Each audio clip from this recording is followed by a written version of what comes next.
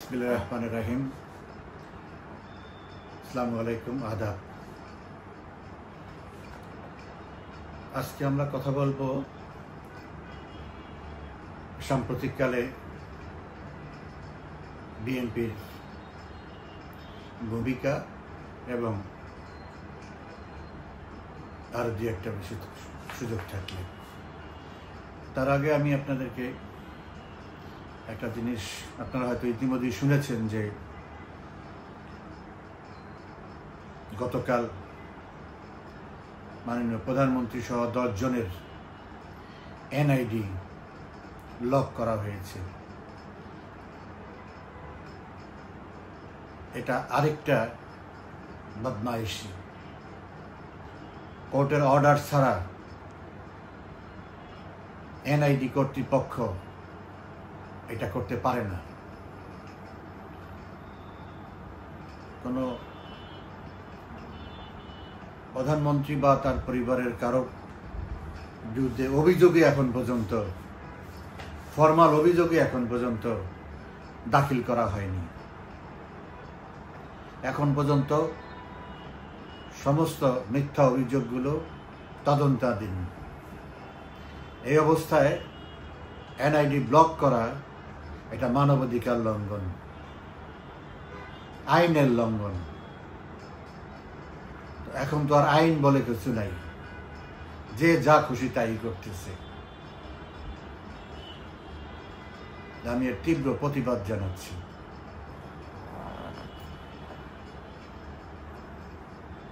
আপনারা নিশ্চয়ই লক্ষ্য করেছেন যে 5ই আগস্ট থেকে বিএনপি নির্বাচনের কথা বলে আসতেছে।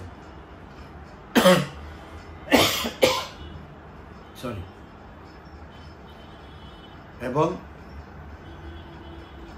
তার দলের, বিএনপির তারেক রহমান থেকে শুরু করে তার দলের সবাই নির্বাচন নিয়ে কথা বলতেছে। তারা নির্বাচন চায়।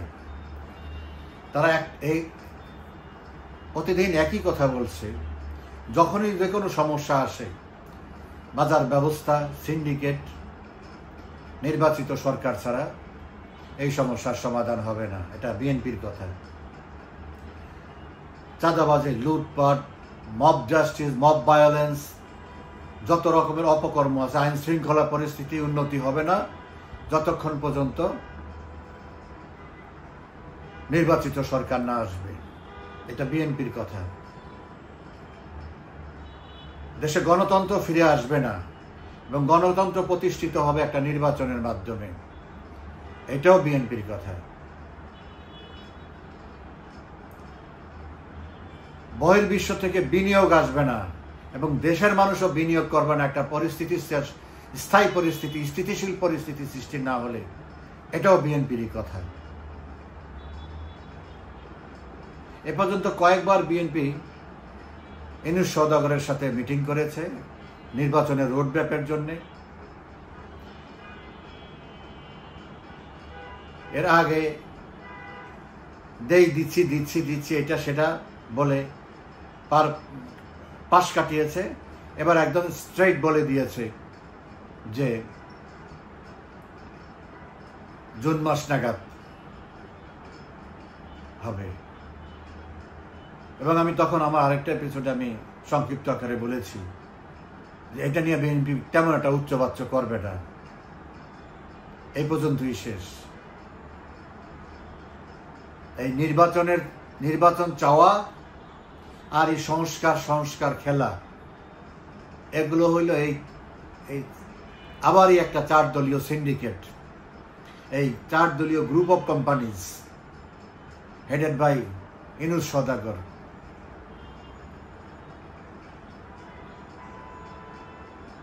এটা তাদেরই পাতানো খেলা, নাটক। কারণ আমি সবসময় বলি যে বিএনপি না চাইলে ইউনূস থাকবে না, আর ইউনূস সরে গেলে বিএনপির কোনো ফিউচার নেই। অর্থাৎ বিএনপির হিসাব হলো যে আমরা যা আছি ভালো আছি।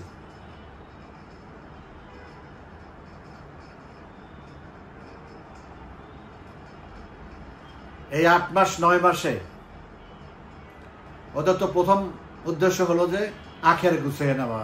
তো তারা তো প্রথম মাসে আখের গুছিয়ে নিয়েছে, এখন যা আসতেছে সেগুলি বোনাস। এখন তাদের অভাব শুধু একটা ফ্ল্যাগ আর পদবি, এছাড়া তাদের সবই আছে, সবকিছুই তাদের নিয়ন্ত্রণে। তো কি কারণে বিএনপি ইউনূসকে প্রেসার দিবে? ইউনূসের কোনো ক্ষতি হোক দেশ চালাতে গিয়ে, তার বিন্দু মাত্র বিএনপি করবে না এবং জামাতও না। তারা এখন মহা ধুমধামে দিনাতিপাত করতেছে। কেন তারা তাদের এই সুখের সময় নষ্ট করবে?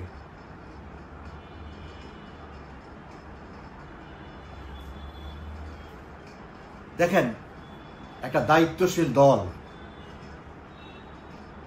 আজকে আরাকান নিয়ে এত কিছু হচ্ছে, আজকে রাখাইন নিয়ে, রোহিঙ্গা নিয়ে, আরাকান আর্মি নিয়ে এত কিছু হচ্ছে, দেশটা ধ্বংসের দ্বার প্রান্তে। এক্ষেত্রে বিএনপির কোনো কথা আছে?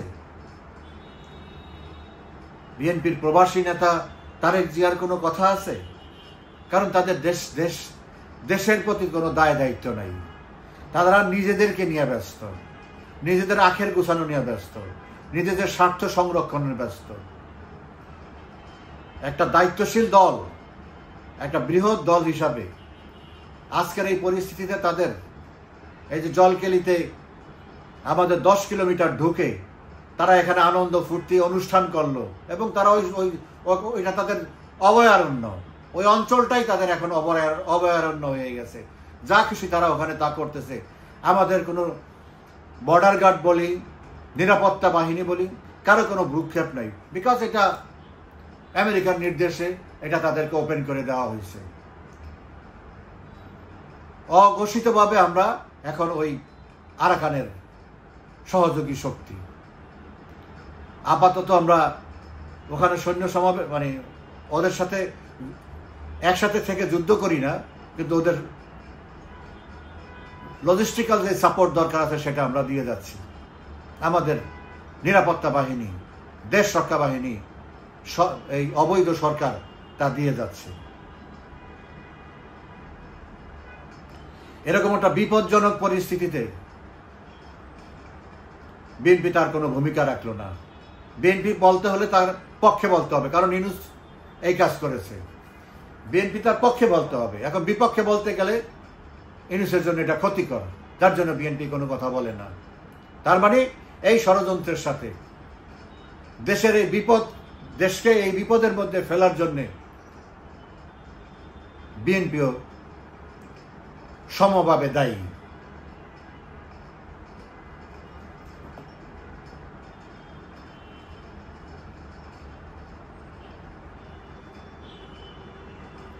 আজকে এই বিএনপির মদদে, জামাতের মদদে আজকে রাজনৈতিক পরিস্থিতি দিনে দিনে খারাপ হয়ে যাচ্ছে।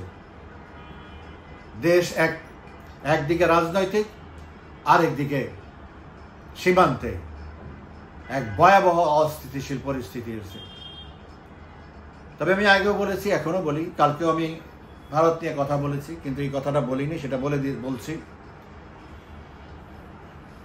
আমরা যদি আন্তর্জাতিক বা সীমান্ত নিয়ে কোনো বিপদে অন্য দেশের সাথে, আমাদের সাথে তো ভারতের বাইরে শুধু অল্প একটু জায়গা নিয়ে এই বার্মার সাথে আমাদের, মায়ানমারের সাথে আমাদের সীমান্ত, এখানে যদি কোনো সমস্যা হয়, ভারত ছাড়া এই সমস্যা সমাধান করা যাবে না। একমাত্র ভারতই যদি আমাদের সাহায্যে এগিয়ে আসে, তাইলে আমরা এখান থেকে মুক্ত থাকতে পারবো। এর কোনো বিকল্প নাই। কারণ ভারত যদি আমাদের সামনে ঢাল হয়ে দাঁড়ায়, তাহলে আমেরিকা, রাশিয়া যেই প্রবলেমই হোক, ভারতের দিকে তাকিয়ে এখানে আর বাড়াবাড়ি করবে না, বা যেইটাই হোক তারা করবে না। আমরা যাই করি এই সেক্টরে ভারতকে নিয়েই করতে হবে। ভারতকে না নিয়ে করলে যে বিপদটা আসবে, সেই বিপদ থেকে উদ্ধার হওয়ার আর কোনো শক্তি আমাদের নাই, এবং আমরা সেখান থেকে উদ্ধার হতেও পারবো না।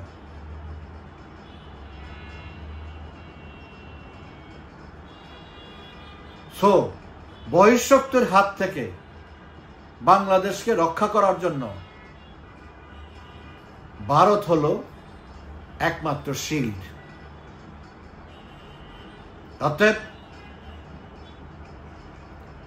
অবশ্যই মর্যাদার সাথে, আন্তরিকতার সাথে আমরা যেন ভারতের সাথে সেই সৌহার্দ্যপূর্ণ সম্পর্ক বজায় রাখি। ইউনূসের পক্ষে তো সেটা সম্ভব না, এটা আমি বিএনপিকে বলতেছি।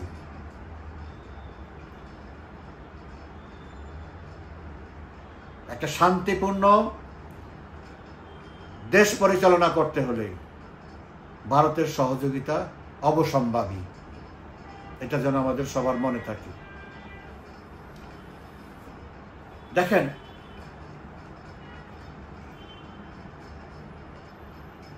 আমাদের স্বরাষ্ট্র উপদেষ্টা, যার দায়িত্ব আমাদের সীমান্ত গার্ড, তার অধীনে আজ পর্যন্ত একটা বক্তব্য সে দেয় নাই। যা প্রয়োজন তার নেয়া দিয়ে সে এখন বক্তব্য দিল আজকে। আর মব জাস্টিস অ্যালাউ করা হবে না। তার মানে কি? তার মানে এই 5 তারিখের পর থেকে 8 তারিখের পর থেকে যত মব ভায়োলেন্স, যত মব জাস্টিস, যত এই সমস্ত যত বেআইনি কাজ হয়েছে সবকিছু অ্যালাউড ছিল, তারা সেগুলো অ্যালাউ করেছে। এর অর্থ হলো এটা রেকর্ডে নিতে হবে সবাইকে, যে এতদিন প্রশাসনের ছত্রছায়ায়, প্রশাসনের অনুমতিক্রমে যত রকমের আহত নিহত হয়েছে মবের মাধ্যমে, এবং মবের মাধ্যমে যত রকমের বেআইনি কাজ হয়েছে, সমস্ত দায় দায়িত্ব স্বরাষ্ট্র উপদেষ্টা, সুপ্রিম রেসপন্সিবিলিটি ইউনূস সওদাগরের। এটাও যেন মাথায় রাখে। দেখেন, কয়েকদিন আগে আমাদের এখানে একটা বিনিয়োগ সম্মেলন হয়েছে। কেউ এখানে বিনিয়োগের জন্য উৎসাহ দেখায় নাই। এখন 2-1 যারা বিনিয়োগ করার আগ্রহ আছে, তাদের বক্তব্য হচ্ছে দেশে আইন শৃঙ্খলার পরিস্থিতি খুব খারাপ, নিরাপত্তার অভাবে আমরা এখন কিছু করতে পারতেছি না। এইটাকে সামাল দেওয়ার জন্যে ওই যে আরেক নাবালক ইস্তেফাকা, কি নাম, আশিক চৌধুরী, বিডার চেয়ারম্যান, ও কালকে ঘোষণা দিছে যারা বিনিয়োগকারী আসবেন তাদেরকে পর্যাপ্ত নিরাপত্তা দেওয়া হবে এবং পুলিশের হটলাইন খুলে দেওয়া হবে তাদের জন্য। তারা যেন যে কোনো নিরাপত্তাজনিত কারণে সাথে সাথে ফোন করে সাপোর্ট পায়। একটা সরকার থেকে যদি এই ধরনের ঘটনা মেজার নেওয়া হয়, এই ধরনের ঘোষণা আসে, তাহলে কি কোনো মানুষের বুঝতে অসুবিধা হয় যে এই দেশের পরিস্থিতিটা কি? আমি যদি বিনিয়োগকারী হয়ে বিদেশ থেকে আসি, যখনই আমি শুনবো সরকার আমাকে নিরাপত্তা দিবে, আমাকে হটলাইন দিবে পুলিশের সাথে সবসময় যোগাযোগ করার জন্য যে কোনো পরিস্থিতি, তখন তো আমি চিন্তা করবোই তার মানে এখানে আইন শৃঙ্খলা ভালো না, নিরাপত্তা পাওয়া যাবে না, সরকারের নিরাপত্তায় আমাকে চলতে হবে। তা আমি কোন দুঃখে আমি ওই জায়গার মধ্যে যাইব? এই হলো এদের মাথায় এত বুদ্ধি। এরা নাকি ট্যালেন্টেড, মেধাবী। এইভাবে দেশটাকে তিলে তিলে শেষ করে দিচ্ছে।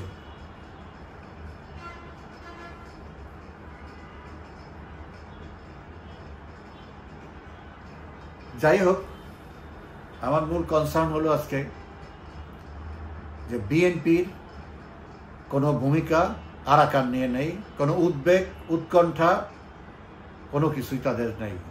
আরাকান এখন আমাদের জন্য বড় ধরনের একটা বার্নিং ইস্যু। এখানে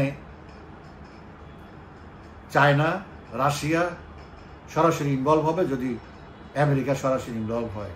এবং সবচেয়ে বড় কথা, এখন যা করতেছে আমাদের সীমানার মধ্যে ঢুকে 10-15 কিলোমিটার ভিতরে ঢুকে তারা এখন পুরো জায়গা দখল করে নিয়ে তাদের মতো নাচ গান ফুর্তি তাদের এইটাই যদি তারা করতে পারে, তাহলে বিহাইন্ড দ্য সিন তারা কি করে? তাদের অস্ত্র মস্ত্র সবকিছু তো আমাদের এখানে লোক, এগুলি সব দেখে না স্যাটেলাইট দিয়ে। রাশিয়া তো বার্মাকে স্যাটেলাইট সাপোর্ট দিচ্ছে। পৃথিবীর সবচাইতে লেটেস্ট স্যাটেলাইট ক্যামেরা হলো রাশিয়ার কাছে, রঙিন ম্যাক্সার ট্যাক্সার এগুলি যা করে আমেরিকান কোম্পানি, সেগুলো হলো ব্ল্যাক অ্যান্ড হোয়াইট, অনেক বড় এরিয়া নিয়ে করে। আর রাশিয়া এখন যেটা স্যাটেলাইট উপরে পাঠাইছে এটা মিলিটারি স্যাটেলাইট। ওই স্যাটেলাইটে প্রতি হাফ মিটার কালার দেখা যায়। তার মানে একটা বুলেট যদি ওখানে পড়া থাকে সেটা পর্যন্ত তারা ওখান থেকে দেখতে পারে। মানুষ, ট্যাঙ্ক তো বা অন্যান্য জিনিস তো আলাদা কথা। এত পাওয়ারফুল স্যাটেলাইট তারা পাইছে এবং ওখান থেকে এত ভিজুয়ালাইজ করতে পারে এবং পিকচার দিতে পারে। তো এগুলি সব তো তারা দেখতেছে, কোথায় কি হচ্ছে না হচ্ছে, কিছুই তাদের কাছে লুকানো নেই। কে কখন কোথায় যায় সবকিছু তাদের নলেজে। এখন বর্তমানে একটা সর্বশেষ প্রযুক্তি হলো রাশিয়ার পাওয়ারফুল ক্যামেরা, এখন পর্যন্ত স্যাটেলাইট ইয়াতে হয় নাই, সৃষ্টি হয়নি। সো তারা সবই দেখতেছে।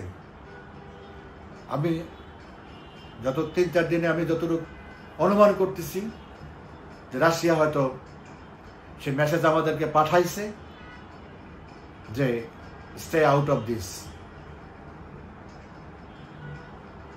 তো বাকিটা আল্লাহর ইচ্ছা। তো সতর্ক থাকবেন। আর বিএনপির এই চরিত্র নতুন কিছু না। বিএনপি রাজনৈতিকভাবে সারাদিন চিৎকার দেয় আওয়ামী লীগের মিছিল মিটিং করতে দিবা, আওয়ামী লীগকে ব্যান করতে হবে, ওই করতে হবে, বিচার করতে হবে। কিসের বিচার করবে?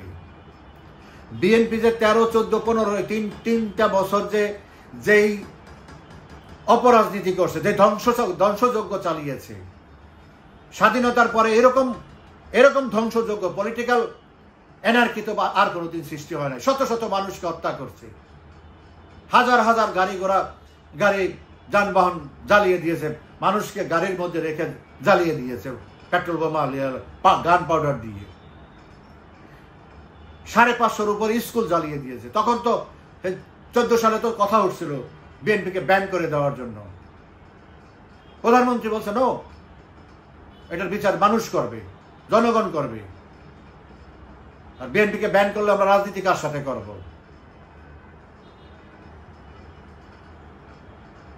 15 সাল পর্যন্ত যে এনআরকে বিএনপি করেছে, যে ধ্বংসযজ্ঞ বিএনপি করেছে, সেই ফল তারা 18 সালের নির্বাচনে গিয়ে পেয়েছে। আর 1 থেকে 6 সাল পর্যন্ত যে দুর্নীতি, যে খুন, যখন যা করছে একই কাজ করছে, এখন যা করতেছে একই কাজ করছে, সেটার ফল মানুষ 2008 সালে দিয়েছে 30 সিট দিয়ে। আর এই যে ধ্বংস করলো, দেশটা ধ্বংস করলো, জ্বালাও পড়াও করে 13 সাল থেকে 15 সাল পর্যন্ত, তার জবাব মানুষ 2018 সালে মাত্র 7 সিট দিয়ে দিয়েছে। তো বিএনপি ভালো করেই জানে তাদের আর সামনে কোনো বিকল্প নাই এগুলি করা ছাড়া। আওয়ামী লীগ তো তখন চাইলে বিএনপিকেও ব্যান করে দিতে পারত। বিএনপি, জামাত সহ এখন যারা ক্ষমতায় আছে তা তো সবই তখন বিরুদ্ধে ছিল, সবাইকেই তো দমন করে তারপরে আওয়ামী লীগ তারপরে 10 বছর রাষ্ট্র চালাইছে, সরকার চালাইছে। তো চাইলে তো তখন ব্যান করতে পারতো, বিএনপির তো কিছু করার ছিল না। তো সেই চিন্তা তো আওয়ামী লীগ করে নাই, শেখ হাসিনা করে নাই। তো বিএনপি কোন দুঃখে এই কাজ করছে? তো দিন তো এরকম যাবে না, কাল হোক, পরশু হোক, 2 দিন পর হোক, 2 মাস পরেই হোক, আওয়ামী লীগ তো ক্ষমতায় নিশ্চয়ই আসবে। তো আওয়ামী লীগ যদি আজকে যেই কাজ বিএনপি করছে সেটার প্রতি উত্তর যদি আওয়ামী লীগ সেই 2013 থেকে 15টা টেনে, সেটা দরকার নাই তো। এই 8 মাস 9 মাসে যেই কাজ করছে এগুলো টান দিলে তো বিএনপি রাজনীতি করার আর কোনো অধিকার থাকে না। তখন এই যারা আজকে বড় বড় কথা বলে ইউটিউবে, ফেসবুকে, টেলিভিশনের সামনে এসে, তখন তারা কি বলবে? প্রতিটা জিনিস নোট হচ্ছে, প্রতিটা জিনিস রেকর্ড হচ্ছে, এগুলো সবকিছু জবাব দেওয়া হবে। সবচেয়ে বড় কথা হলো আমার আজকের কথা, সেটা হচ্ছে বিএনপিকে আবারও চেনা হলো যে তারা কতটুক দলপ্রেমী, নিজপ্রেমী, দেশের স্বার্থ তাদের কাছে কিছু না। আজকে এরকম একটা ইস্যুতে তারা কোনো কথা বলে নাই। এটাই হলো আমার আজকের কথা। ভালো থাকবেন আপনারা, ধন্যবাদ।